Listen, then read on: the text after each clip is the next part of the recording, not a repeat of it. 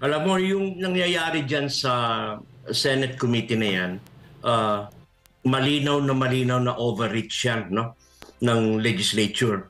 Kasi sinasaklaw nila yung mga functions ng executive branch. So, tuloy dyan ay yung pagdetermina ng probable cause na trabaho yan at law enforcement, na trabaho yan ng fiscal halimbawa o sangay ng Department of Justice, ay ginagampanan ng legislature. So anong motibo diyan, no? So hindi naman talagang matibay na ebidensya, affidavit, declarations, at nakikita nila na may kaso allegedly against Pastor Quiboloy na sinabi naman niya na haharapin niya, ay ang aking suggestion dyan, isampa na yan sa korte. Ito nga mga kababayan, bago natin ituloy ang video na ito, kung bago ka lang sa aking YouTube channel baka pwede makahingi ng like at subscribe at click mo na rin ang notification bell para updated ka sa aking nilalabas na bagong video. Salamat po.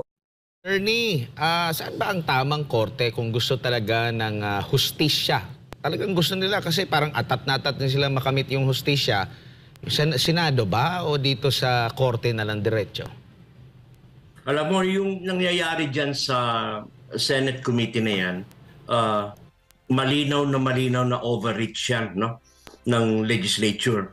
Kasi sinasaklaw nila yung mga functions ng executive branch. So, napakahalaga ulit na pagtibayin natin yung principle of separation of powers. Kasi yung violation dyan ay napakalinaw. Presumption of innocence.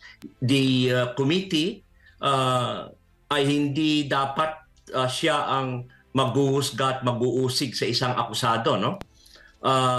Katulad nung nabanggit ko before, yung konteksto ng aid of legislation, halimbawa sinasabi nila na in line yan with the legislation sa human trafficking, alam mo sa ating kasaysayan at halos sa buong mundo, ang Pilipinas ay merong pinakamatibay na batas sa human and labor trafficking. So ano pa yung aid of legislation dyan? So ang lumalabas tuloy dyan ay yung pagdetermina ng probable cause na trabaho yan at law enforcement, na trabaho yan ng fiscal halimbawa o sangay ng Department of Justice, ay ginagampanan ng legislature. So anong motibo dyan, no? So hindi naman nagkulang si Pastor Quiboloy at sinabi naman niya na handa akong harapin ang mga akusasyon sa akin sa tamang forum. At ang tamang forum ay hukuman. Iyan ang magdidetermine ng guilt or innocence of a person. So sana maging masinop ang ating legislatura na hindi magamit yung committee powers nila, no? Upang buwagin or pahinain ang ating institusyon, lalong-lalo na yung batayang prinsipyo ng separation of power sa isang demokrasya. Adma. Meron po bang pananagutan? Kasi maraming mga inconsistencies, maraming mga nakakakilala doon sa mga witnesses na ibinahagi doon sa sa pagdinig ni Senadora Risa Hontiveros na maraming nakakakilala sa kanila. Maraming inconsistencies. Yung isa pa nga, sabi niya, nagkiklaim siya na na-assign daw siya dito sa SMNI. Sa tagal ko dito sa SMNI, hindi ko pa nakita yun siya. At nakilala namin kung sino talaga yun, pero never na-assign dito. Meron po bang pananagutan yung mga individual na yun? Kasi nakakatakot kung, halimbawa, kung mayroong mga pagdinig, gagamitin patungkol sa politika, gagamitin na lang ito, basta-basta. Kawawa yung mga inaakusahan kasi nasa kamay na, nasa sentro sila, may media doon, naka-live stream pa, hindi makasagot ng tama kasi parang doon pa lang guilty na yung inaakusahan . Yeah, siguro Admar, ang pagtingin ko diyan, no, dapat napakahalaga yung prinsipyo ng pananagutan at aninaw, yung transparency, no? So anong ibig ko sabihin dito? Yung prinsipyo na dapat ay nakapaloob na aninaw dapat ang lahat ng ginagawa sa committee, no? Kasama na diyan yung bakit mo kailangan takpan ng muka ng mga witnesses or resource persons ninyo, no? Again, kung merong talagang matibay na ebidensya, affidavit, declarations, at nakikita nila na may kaso allegedly against Pastor Quiboloy na sinabi naman niya na haharapin niya, ay ang aking suggestion dyan, isampa na yan sa korte. At doon ay may fair play tayo doon, Admar, no? Dahil makikita natin doon, hindi ito yung political maneuvering. Kasi ito, dahil nga napapansin natin na parang overreach, hindi lang ito political maneuvering. Ang malinaw na may political agenda ito. So, mas malalim yung tatak nito or yung pagkawing nito, maaring from the perspective of political analysis, hindi lang siguro si Pastor Quiboloy ang tinitira dyan, kung sino man, yung those close to him, halimbawa, si Pangulong Sara Duterte at dating Pangulong Digong.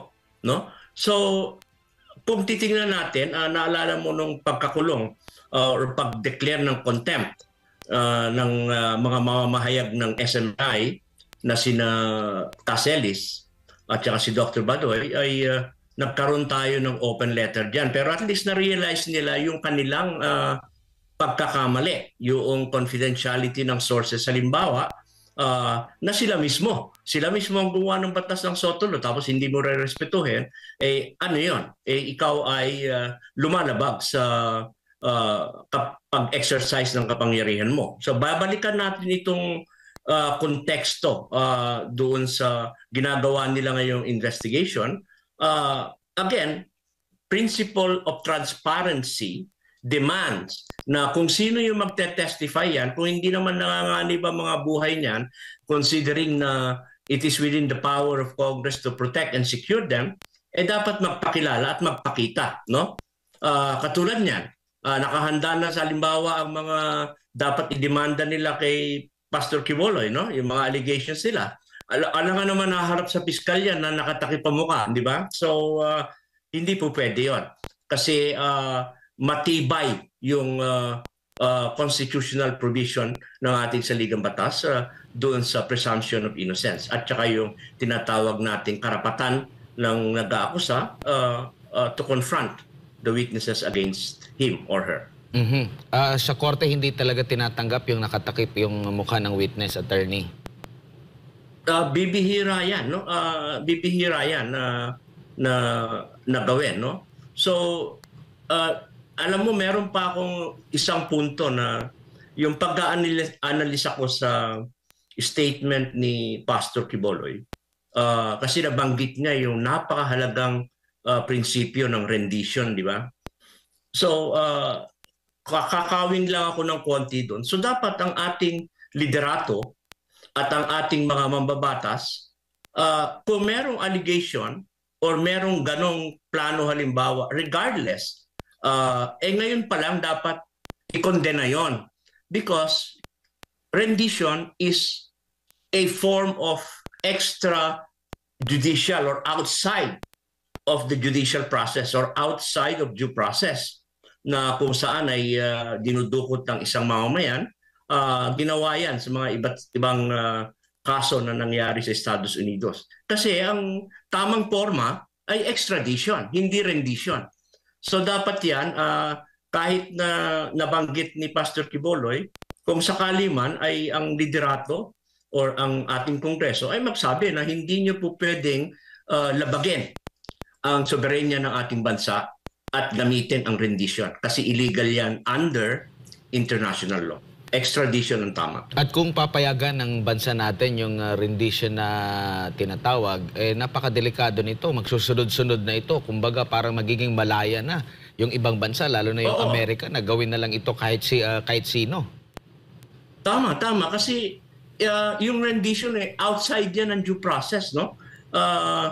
Marami na ako mga kasong nabasa diyan, kaya very debatable at controversial yung practice na yan, no? Usually ginagamit yan sa mga counter-terrorism efforts, yung rendition na yan. In fact, dun din nung panahon yung kaso nabasa ko, yung sa Balkan States, ginamit ng Estados Unidos yung rendition. So, dapat may open letter or open discussion ng liderato katulad ng nabanggit mo na hindi papayagan ng aming pamahalaan ang isang proseso na labag sa international law at labag sa karapatang pantao. So, ang ating itinutulak ay yung extradition na kung saan ay bibigyan ng pagkakataon ng pagpapaliwanag at saka bukas naman ang sangay ng ehekutibo ng ating Department of Justice, sundin yung prosesong yon. Hindi po pwede yung mag-encourage tayo ng governmental lawlessness, lalong-lalo na tayo ay isang malayang bansa, no? At kung papayagan ng liderato yan, malaking blunder yung ganyan. Instead of condemning it, but you're encouraging it, then you're surrendering your rights as a sovereign country. Attorney, dito naman sa sinasabing in aid of legislation, lagi nating naririnig ito na in aid of legislation. Meron bang pananagutan ng isang mambabatas na laging ginagamit ito? Pero kalaunan naman, after ng kanyang investigasyon or pagdinig, wala namang naipapanukalang batas o pag-amyenda sa existing na batas. Pwede bang ipakulong yan? Pagsisinungaling? Well, yung malawak kasi, no, ang kapangyarihan ng legislature in terms of investigations. Pero tama yung analysis natin dyan na sumobra doon sa pag-exercise at pag-aabuso ng konsepto at konteksto ng aid of legislation. Katulad ng paulit nating sinasabi ay hindi ka basically mag-convene ng committee at gabitin mo yung in aid of legislation na wala namang reference, in particular to strengthening the existing law, for example, about human and labor trafficking, or may panukala ka na lalagyan mo at lalapatan mo ng stiffer penalties. So walang ganong usapin eh. So ang lumalabas dito ay directly nakatutok siya sa isang personahe at sa isang religious denomination. Yun ang mali doon because ang ginagawa ngayon ng Senate Committee, bukod doon sa inaabuso yung konteksto ng aid of legislation, ay binibigyan mo o kinikitil mo yung karapatan ng isang tao na humarap sa hukuman dahil dito gusto nyo mag-judge by media o social reference na ang taong inyong iniimbestagahan ay nag-commit ng mga crimes. So masisira mismo yung basic principle ng presumption of innocence. So again, dapat tignan ito ng ating mambabatas, no? Nagkaroon na rin naman tayo ng ruling diyan sa Supreme Court, no? Huwag nating gamitin yung concept ng aid of legislation na kung saan ay ginagamit ito bilang isang political weapon. Wine-weaponize ninyo yung kapangyarihan ng legislature, and I'm pretty sure na malinaw dyan na meron motibo behind that, no? Ang mahalaga para sa mga mamamayan ay kinakailangan makita nila ng ating legislatura ay patas sa ganyang klaseng investigasyon. Pero hindi nga magiging patas dahil yung esensya ng proseso sa committee hearings ay hindi yan basta-basta na ang isang resource person halimbawa or isang inaakusahan ay makakapagsalita freely, no? Kasi sila may control niyan Pero sa hukuman, patas ang laban diyan. Attorney, kunin ko lang din yung iyo pong komento dito po sa pahayag din ng isang church leader, dati ring anti-corruption czar sa panahon ni dating Pangulong Rodrigo Duterte, si Greco Belhica. Ang sabi pa nga niya dito sa kanyang post, no, isa rin itong church leader, iba ang hari, iba ang pari. Hiwalay ang pamahalaan ng simbahan at pamahalaang sibil.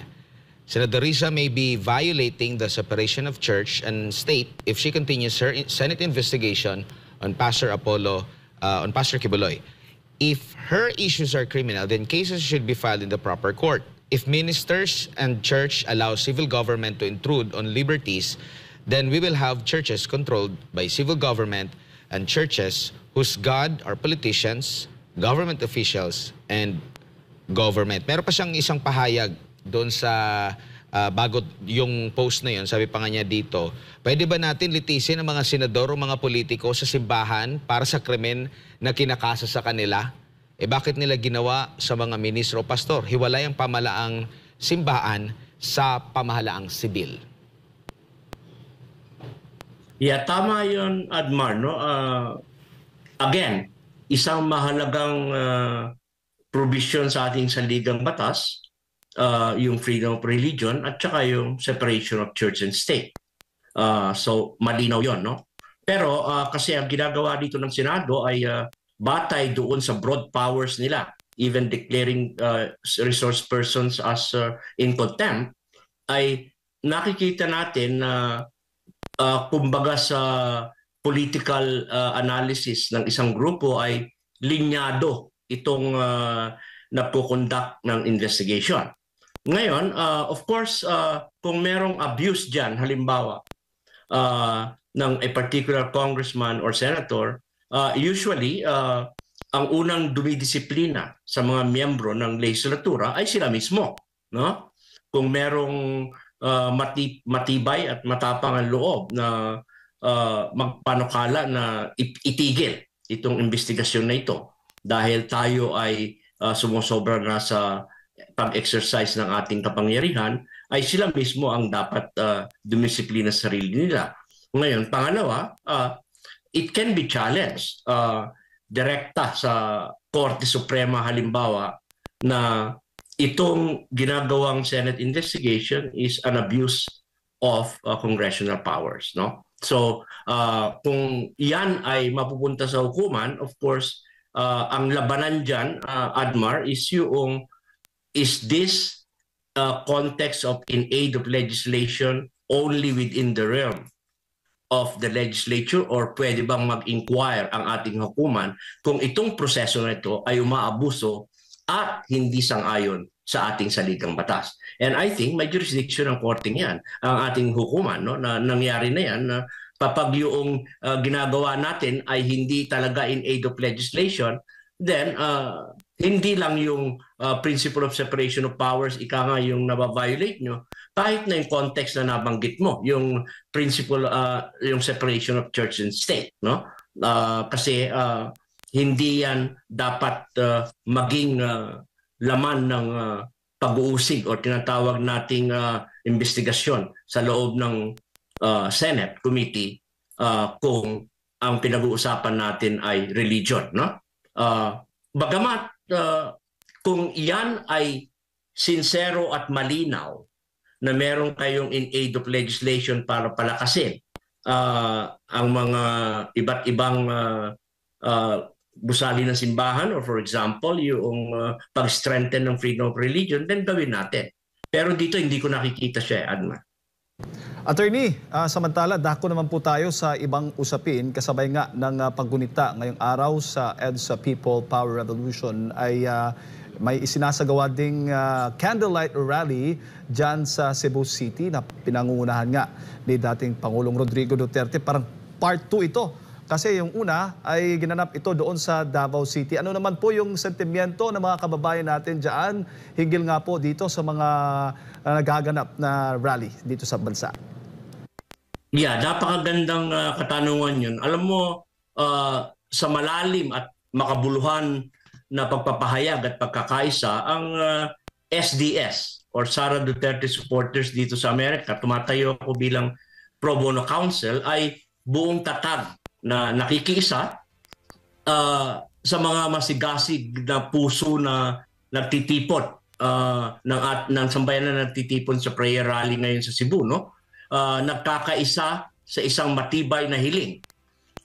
Kasama niyo po kami in solidarity para sa principle of accountability and transparency, no? Yung pananagutan at aninaw sa usapin ng pagbabago ng saligang batas sa Pilipinas halimbawa.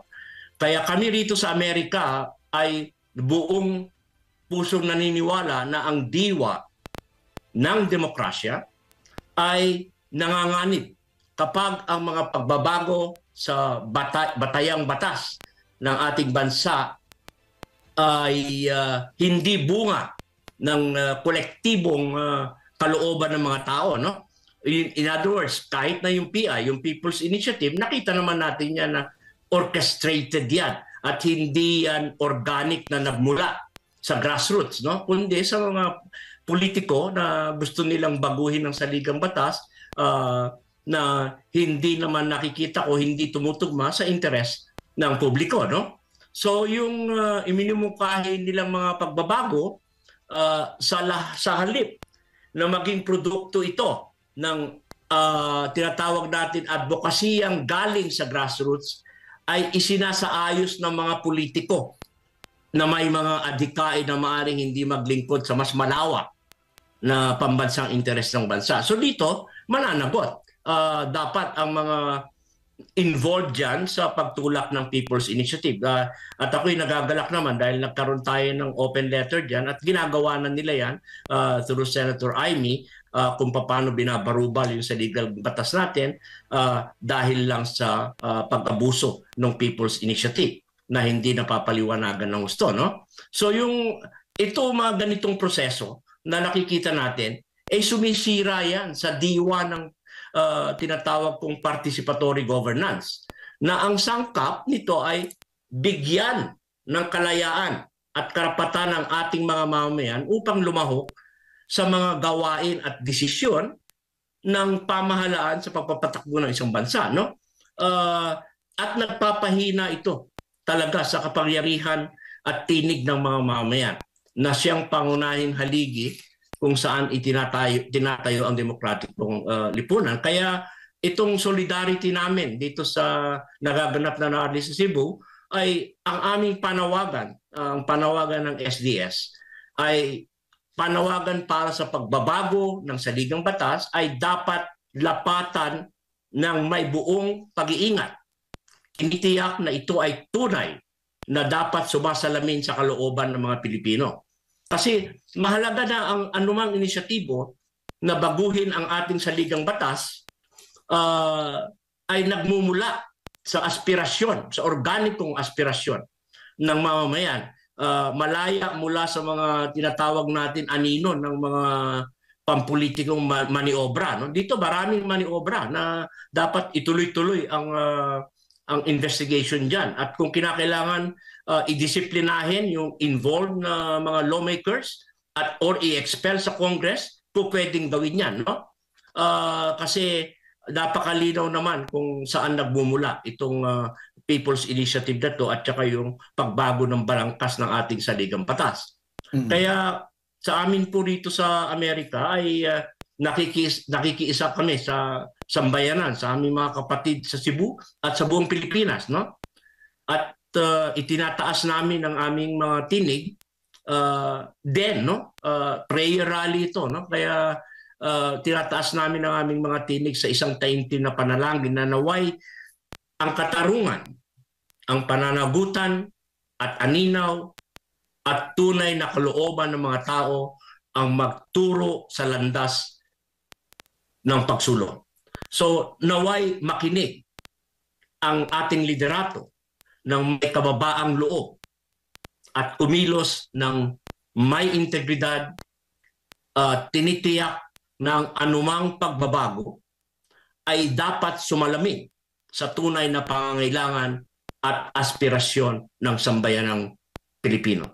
Kaya sa ating panalangin, no, sama-sama naway ipanalangin natin ang isang hinaharap na kung saan ang demokrasya ay yumayabong, tinatawag natin pinalalago ng mga kamay ng sambayanan at ng ating mga mamamayan na dapat pagsilbihan. So yun ang mensahe namin dito sa SDS. So we hope and pray na magkaroon ng tinatawag nating meaningful na rally ngayong hapon diyan, no? Katunayan we're celebrating, di ba? Sabi mo nga na sila-celebrate natin yung revolution ng People EDSA in 1986, no? But of course, alam naman natin kung ano nangyari sa EDSA revolution. Nagbigay ba ito or nag-contribute ba ito sa isang tinatawag nating structural change o palitan ang sistema. Pero pareho pa din ang nangyari after that EDSA revolution. So itong ginagawa ngayon na prayer rally sa Cebu, napakahalaga po nito. Ito ay simula ng tinatawag nating tunay na pagkilos at pagpapahalaga sa tinig ng sambayanang Pilipino. Attorney, dahil nga po dito sa isinusulong na PI o People's Initiative, ay nagkaroon ng lamat ang unit team, ang tambalang Marcos at Duterte. Sa tingin po ninyo, papaano ito makakaapekto sa ating bansa? At saan tayo papunta ngayon? Yeah, kaya nga itong nangyayari ito ay makikita natin na anong nangyari sa tinatawag nating dapat ay magkaroon ng national unity sa ating bansa, no? Bagkus, tama ka doon, hindi lang lamat ito malinaw yung separasyon nito ng dalawang grupo, no? Ng unity na mahirap yan magamot kung walang level of humility sa mga nag-uusap at sa liderato, lalong-lalo na dahil sa kadahilanan na ang pinakamahalaga na nakikita ko, no, na muling manumbalik yung pambansang pagkakaisa, ay nakikita ko yung inspirasyon na ginawa ni dating Pangulong Duterte, no? But again, dahil nga season, alam mo naman, pag political season na yan, alam ko mayroon tayong midterms elections dyan na maghahal tayo ng senator. Yung iba ay ginagawang opportunity ito para mag-score ng political points. So dapat hindi yan mangyari at masyado pang maaga, no? Dahil kung itong unit team na ito ay patuloy na mabibiyak at palakpak ang oposisyon dyan, no? Sila ang makikinabang dyan. At the same time, kawawa naman yung 31.5 million Filipinos na dapat ay tinitignan natin na mag-focus ang liderato at administrasyon sa hanap buhay, sa employment, at pagsulong na tunay na pag-unlad ng ekonomiya. So yung ating saligang batas at this point, sapat na yan at covered na yan, no? Kaya itong pagtutol natin sa pagbabago ng saligang batas ay tinitignan natin lahat ng perspektibo, ekonomiko, estabilidad at politikal, no? So at this point, yun pa rin ang aking posisyon, mapanganib sa ekonomiya natin itong ginagawa nila, no? Sa pagbabago ng ating saligang batas.